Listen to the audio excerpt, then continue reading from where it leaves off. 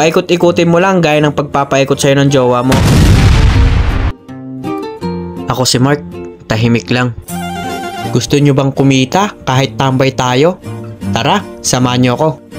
At ito na nga ang pangalawang lulutuin natin.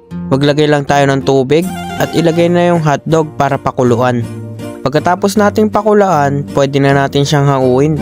2 to 3 minutes mo lang pakuluan, okay na yan. So yun, same procedure. Hotdog nga lang naman ang ipapalaman natin ngayon.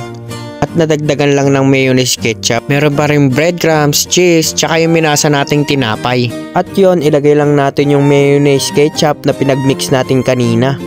Lagyan lang natin buong palibot ng tinapay. Pagkatapos noon, ilagay na rin natin yung hotdog, ilagay na rin natin yung cheese. Pagkatapos, i-roll mo lang siya. At pagkayari mo i-roll, i-dip mo na rin siya sa may egg. Tapos coatingan mo na siya ng breadcrumbs. Make sure mo lang talaga na malalagyan mo lahat ng breadcrumbs. Pagkatapos noon, iprito na rin natin siya. Paalala lang, low heat lang ang apoy para hindi siya masunog.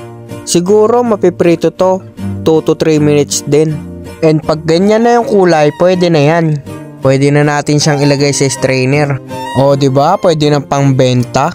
So yan, babalutin na natin. Ibilog nyo lang.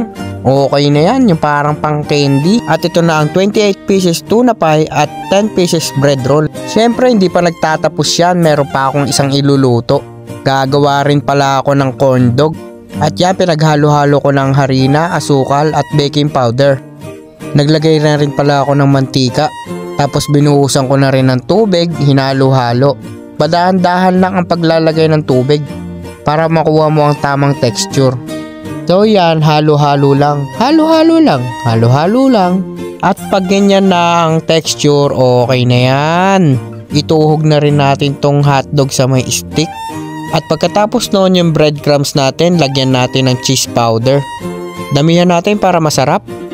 At yun, i-dip na natin yung hotdog sa may minix natin kanina. Pagkatapos naman natin i-dip, ilagay naman natin tong cheese powder at breadcrumbs. Make sure mo lang talaga na makukoatingan mo lahat ng side. Yan, at magiging ganyan na siya.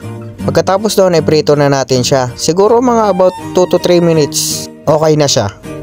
And yun, pag ganyan ang kulay, okay na yan. Pagkatapos, ibalot na natin siya. Same procedure lang sa lahat ng mga ginawa natin simula una. At yun, lalarga na tayo para maibenta na natin to at mapaubos natin ng maaga. Nakita ko nga agad tong mga tropa. Kaya inalok ko sila kung gusto nila. Ang dami nilang kinuha sa akin. At yun, ang gaganda ng ngiti nila, satisfied customer.